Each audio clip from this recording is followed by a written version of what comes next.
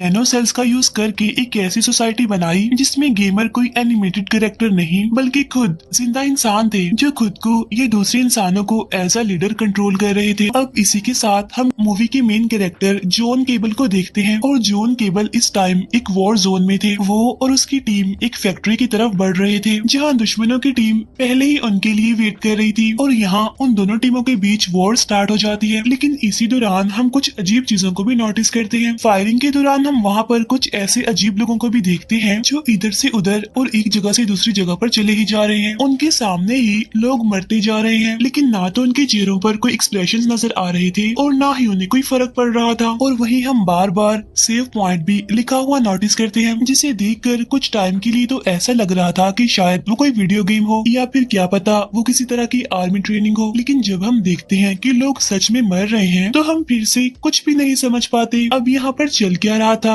ये हम आगे जानेंगे। नीचे फाइट करने के बाद जॉन ऊपर वाले पार्ट में जाता है जहाँ अचानक नीचे दिखने पर उसकी नजर पीछे आने वाले दुश्मन पर पड़ जाती है। तब उसे देखकर जॉन बोलता है कि पीछे मुड़ो और इसी के साथ हम जान पाते हैं कि असल में जॉन को कोई कंट्रोल कर रहा है। लेकिन इससे पहले कि वो दुश्मन जॉन को देख पाता, जॉन का जो कंट्रोलर होता है यानी जो जॉन को कंट्रोल कर रहा था वो उस दुश्मन को मार देता है। इसके बाद जॉन सबको मारते हुए बचते बचाते फाइनली सेव पॉइंट तक पहुंच जाता है। नेक्स्ट सीन में हम देखते हैं कि एक न्यूज रिपोर्टर कैन नामी आदमी का इंटरव्यू ले रही है और यहीं से आपको सारी बातें क्लियर हो जाएंगी। असल में कैन एक प्रोग्रामर होता है और उसने एक ऐसा नैनो सेल बनाया होता है जिसे कान के पीछे वाले ब्रेन के हिस्से में इम्प्लांट किया जा सकता है। अब ये जो नैनो सेल्स यानी नैनोटेक होती है वो अपने आसपास के सभी सेल्स की एग्जैक्ट कॉपी बनाकर उन्हें रिप्लेस कर देता है। तब नैनो सेल्स में रिमोट फंक्शनैलिटी के जरिए जो कंट्रोलर या फिर गेमर उस पर्सन को कंट्रोल कर रहा होता है तो वो सब कुछ उसकी आंखों के जरिए देख भी सकता है। कैन ने सबसे पहले इन नैनो सेल्स का यूज करके एक सोसाइटी बनाई और इस सोसाइटी में एक ऐसी सोशल लाइफ सिमुलेशन गेम होती है जिसमें गेमर कोई एनिमेटेड कैरेक्टर नहीं बल्कि जिंदा इंसान थे जो खुद को या दूसरे इंसानों को एज अ लीडर कंट्रोल कर रहे थे। लॉन्च होते ही सोसाइटी पूरी दुनिया में फेमस हो गई जिससे रातों रात कैन दुनिया का सबसे अमीर इंसान बन गया। फिर इसके एक साल बाद कैन ने स्लेयर्स को क्रिएट किया जिसमें सभी शूटर्स थे और वो सारे प्रिजनर्स थे जिन्हें सजाए मौत या फिर उम्र कैद की सजा सुनाई गई हो। अब सोसाइटी की तरह स्लेयर्स में प्लेयर को पे नहीं किया जाता बल्कि इसमें कोई प्लेयर अगर 30 मैचों तक जिंदा रह जाए तो उसे आजाद कर दिया जाएगा। तब वो रिपोर्टर कहती है लेकिन आज तक तो कोई भी 30 मैचों तक नहीं टिक पाया। तब ये सुनकर कैन जॉन केबल का नाम लेता है। जॉन केबल जो कि मूवी का मेन कैरेक्टर भी है और सभी लोगों का फेवरेट प्लेयर भी है, वो अभी तक 27 मैचों में सरवाइव कर गया है और ये अब तक का सबसे बड़ा रिकॉर्ड है क्योंकि उसके अलावा कोई भी आज तक 10 मैचों तक भी नहीं टिक पाया। अब जॉन को कंट्रोल करने वाला एक यंग लड़का था जो कि काफी एक्सपर्ट गेमर था, साथ साथ वो एक रिच फैमिली से बिलोंग करता था। अब वो रिपोर्टर कैन से उन प्लेयर्स के बारे में पूछती है जो वॉर में घूम रहे थे। तब कैन कहता है कि वो खतरनाक प्लेयर्स हैं और उन्हें कोई भी कंट्रोल नहीं करता बल्कि उनमें तो कुछ बेसिक फंक्शंस डाले जाते हैं और अगर वो सिर्फ एक मैच में ही सरवाइव कर जाए तो उन्हें छोड़ दिया जाता है। लेकिन अफसोस की बात ये है कि अब तक कोई भी नहीं बच पाया। तब वो रिपोर्टर उससे पूछती है क्या ये मर्डर नहीं है। तब कैन कहता है कि खुद गवर्नमेंट ने इसके लिए अलाउड किया हुआ है क्योंकि इसके बदले गेम से कमाया गया पैसा फंड के तौर पर गवर्नमेंट को दिया जाता है। इसके बाद हम देखते हैं कि अभी बस इंटरव्यू खत्म हुआ ही था कि तभी एक हैकर शो को हैक करके क्लेम करता है कि कैन तुम सभी को कंट्रोल करना चाहता है और वो सभी को मारने से पहले यही कहता है कि मैं तुम्हें आरामदेह जिंदगी देने जा रहा हूँ। लेकिन सच तो ये है कि अगर कैन को ना रोका गया तो वो एक दिन अपनी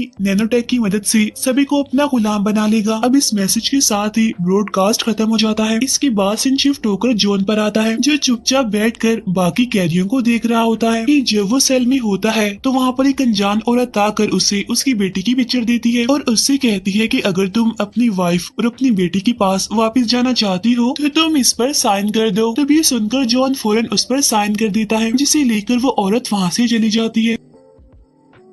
अब नेक्स्ट सीन में हम जॉन की वाइफ को देखते हैं जो कि सोसाइटी में काम करती है। लेकिन जब उसका प्लेयर एक दूसरी लड़की के साथ होता है तो तभी वो हैकर सोसाइटी को भी हैक कर लेता है। इसके बाद हम देखते हैं कि जॉन अपने 28वें मैच में होता है जहां इस बार तो मिलिट्री चॉपर से भी अटैक किया जा रहा था लेकिन फाइनली इस बार भी वो सेफ पॉइंट तक पहुंचने में कामयाब हो जाता है। लेकिन तभी हम देखते हैं कि जब उन लोगों को वापस ले जाया जा रहा था तो तभी एक कैदी आउट ऑफ कंट्रोल हो जाता है और वो बार बार एक ही बात कह रहा था कि हम सब मर मरने वाले हैं और आखिर हमें खेल कौन रहा है। उसके इतना कहने के साथ ही हम जोन के गेमर को देखते हैं, यानी उस यंग लड़के को जो कि ब्रेकफास्ट करने के बाद अपने गेमिंग रूम में चला जाता है। उसी टाइम स्क्रीन पर एक वीडियो प्ले होती है जहाँ पर जॉन इन्वेस्टिगेशन रूम में किसी को गोली मार देता है। अब इस वीडियो के साथ ही एक मॉड का लिंक भी आता है जिसमें था कि अगर तुम जॉन से बात करना चाहते हो तो हम तुम्हारी हेल्प कर सकते हैं। असल में गेम को खेलते टाइम गेमर सिर्फ प्लेयर को कंट्रोल कर सकता है, लेकिन उसके साथ कोई भी बातचीत नहीं कर पाता। इसके बाद हमें कैन दिखाया जाता है और जब वो ये दिखता है कि जॉन ने 28वां मैच भी जीत लिया है तो वो जॉन को मरवाने के लिए एक खतरनाक आदमी को स्लेयर्स में ऐड कर देता है। तब कैन का साथी उससे कहता है कि जॉन को तो आज तक कोई भी नहीं मार पाया, तो फिर ये कैसे मारेगा। तब कैन कहता है कि हाँ मैं जानता हूँ कि जॉन एक परफेक्ट सोल्जर है और बहादुर भी है, लेकिन उसकी सबसे बड़ी कमजोरी उसकी पिन है, यानी उसके और गेमर के बीच होने वाले कमांड का डिले। और इंटरेस्टिंग बात तो ये है कि उस खतरनाक आदमी को यानी जिसे मैंने स्लेयर्स में भेजा है उसे कोई भी नहीं कंट्रोल करेगा, यानी वो बिल्कुल आजाद होगा। और यही वजह है कि कमांड मिलने तक का उसे वेट नहीं करना पड़ेगा, लेकिन जॉन तो कमांड का इंतजार कर रहा होगा और इसीलिए वो इजीली जॉन को मार भी देगा। इसके बाद हम जॉन को देखते हैं जहाँ पर वो खतरनाक आदमी आकर उसे धमकी देता है कि शाम होने वाले मैच में मैं तुम्हें जान से मार डालूंगा। वो उसे ये भी बता देता है कि मुझे कोई भी कंट्रोल नहीं कर रहा। साथ साथ वो जॉन को उसकी फैमिली के बारे में भी धमकी देता है कि यहाँ से बाहर जाने के बाद मैं उन्हें भी मार दूंगा। तब ये सुनकर जॉन गुस्से में उसकी तरफ बढ़ता है, लेकिन वो खतरनाक आदमी जॉन को डिस्ट्रैक्ट करके वहाँ से चला जाता है। अब शाम को जब मैच स्टार्ट होता है तो हम देखते हैं कि जॉन के गेमर ने उस मोड वाले लिंक को इंस्टॉल कर लिया है और इसीलिए अब वो जॉन के साथ बात कर पा रहा है। तब जॉन उससे कहता है कि अगर तुम आखिरी मैच में जीतना चाहते हो तो तुम्हें मुझे आजाद छोड़ना होगा। और तभी वो खतरनाक आदमी आकर जॉन पर अटैक कर देता है, जहाँ पिन की वजह से यानी कमांड के डिले होने की वजह से वो खतरनाक आदमी जॉन पर भारी पड़ रहा था। और जब वो खतरनाक आदमी उसे शूट करने वाला होता है, लेकिन रिस्ट्रिक्टेड एरिया में होने की वजह से वेपन्स डिसेबल हो जाते हैं और तभी गार्ड्स आकर उन्हें पकड़ लेते हैं। इसके बाद जॉन की वाइफ अपनी बेटी की कस्टडी वापस लेने जाती है, लेकिन जब उस ऑफिसर को ये पता चलता है कि वो सोसाइटी में काम करती है तो वो उसे साफ इनकार कर देता है। साथ साथ वो उसे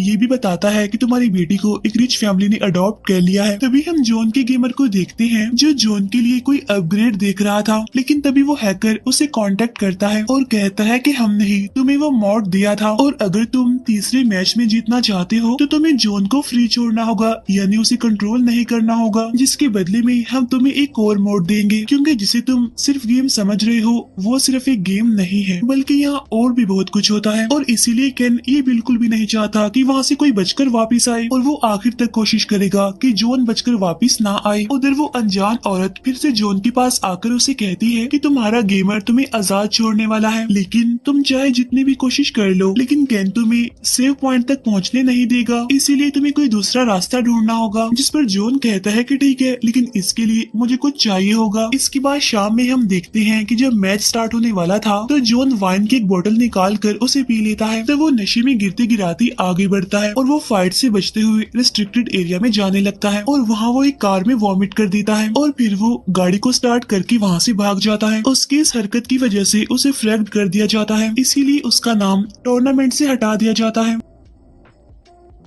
उधर हम देखते हैं जॉन के गेमर को, जिसे चीटिंग करने और जॉन की भागने में हेल्प करने के लिए उस गेमर को भी अरेस्ट कर लिया जाता है। उधर जॉन भागकर एक जगह पर रुका हुआ था, लेकिन तभी उसके पास एक लड़की आती है और वो ये रिवील करती है कि वो अनजान औरत मैं ही थी, सेल में मैंने ही तुमसे बात की थी। इसके बाद वो उसे उसी हैकर के पास ले जाती है, जहाँ जॉन को पता चलता है कि उसकी वाइफ सोसाइटी में काम कर रही है। तो वो हैकर जॉन से कहता है कि मैं तुम्हारी हेल्प कर सकता हूँ, लेकिन इसके बदले में तुम्हें मेरी हेल्प करनी पड़ेगी, कैन को रिवील करने में, उसकी सच्चाई सबके सामने लाने में। इसके बाद जॉन सोसाइटी जाकर अपनी वाइफ को रेस्क्यू करता है, जहाँ भागते टाइम वो रिपोर्टर जिसने कैन का इंटरव्यू लिया था वो उन दोनों को लिफ्ट देती है। अब यहाँ पर ये रिवील होता है कि वो सीक्रेटली उस हैकर की मदद कर रही है। फिर वो हैकर जॉन और उसकी वाइफ के नैनो सेल्स को डीएक्टिवेट कर देता है, जिसकी वजह से जॉन को सब कुछ याद आ जाता है कि किस तरह इन नैनो सेल्स को सबसे पहले उसी पर टेस्ट किया गया। और जब वो अपनी बेस्ट फ्रेंड से बात कर रहा था तो तभी कैन ने उसे कंट्रोल कर लिया और उसके बेस्ट फ्रेंड को शूट करवा करवा दिया और इसी वजह से जॉन को जेल हो गई और उसे उम्र कैद की सजा हो गई। अब जॉन के ब्रेन में नैनोटेक की वजह से उस हैकर को ये सब कुछ पता चल जाता है और यहीं पर जॉन को ये बात भी पता चल जाती है कि उसकी बेटी को किसी और ने नहीं बल्कि कैन ने ही अडॉप्ट किया है। उधर जॉन के गेमर को भी छोड़ दिया जाता है और जब वो घर जाकर देखता है तो वहाँ पर सब लोग उसे चीटर कह रहे थे और बुरा भला कह रहे थे और साथ साथ उसके स्लेयर अकाउंट को भी लॉक कर दिया गया। उधर जॉन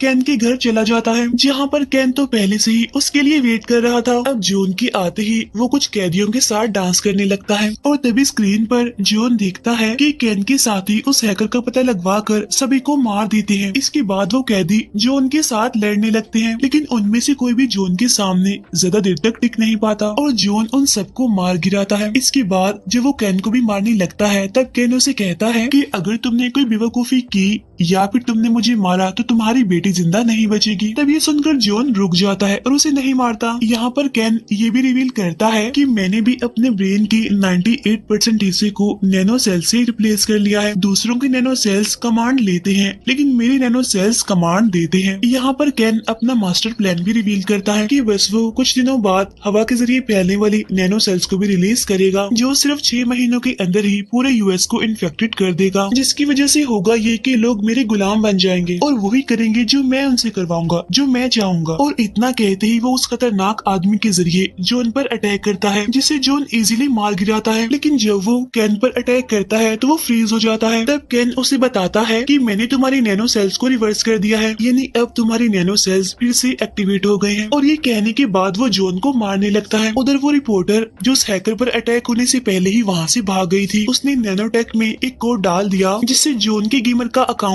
फिर से अनब्लॉक हो गया और इसी वजह से उनका लाइव टेलीकास्ट पूरी दुनिया में चलने लगा। उधर कैन के साथ ही जॉन की वाइफ और उसकी बेटी को भी वहाँ पर ले आते हैं और कैन जॉन को कंट्रोल करके उसी की बेटी को मारने के लिए कहता है। तब जॉन अपनी पूरी ताकत लगाकर खुद को कंट्रोल करने की कोशिश करता है लेकिन तभी उसके गेमर के कमांड की वजह से वो कैन पर अटैक कर देता है। लेकिन अब क्योंकि कैन की नैनो सेल्स पावरफुल थे इसीलिए वो जॉन की प्रोग्रामर पर ओवर पावर कर लेता है और आहिस्ता आहिस्ता करके नाइफ को जॉन की तरफ घुमाने लगता है। तब ये देखकर जॉन यहाँ पर एक ट्रिक करता है और वो कैन को कहता है कि इस नाइफ को गौर से देखो और इमेजिन करो कि इसे मैं तुम्हारे अंदर घुसा रहा हूँ। तब यहाँ पर कैन ऐसा ही करता है और उसके सोचते ही जॉन उस नाइफ को उसके पेट में घुसा देता है। अब कैन के मरते ही पूरी दुनिया खुश होने लगती है और इसके बाद जॉन कैन के साथियों को कहता है कि सभी की नैनो सेल्स को डीएक्टिवेट कर दो। तो वो लोग उसकी बात मानकर ऐसा ही करते हैं। इसके बाद हम देखते हैं कि जॉन अपनी फैमिली के साथ एक ट्रिप पर जाता है और उनकी जाते ही ये मूवी यहीं पर एंड हो जाती है।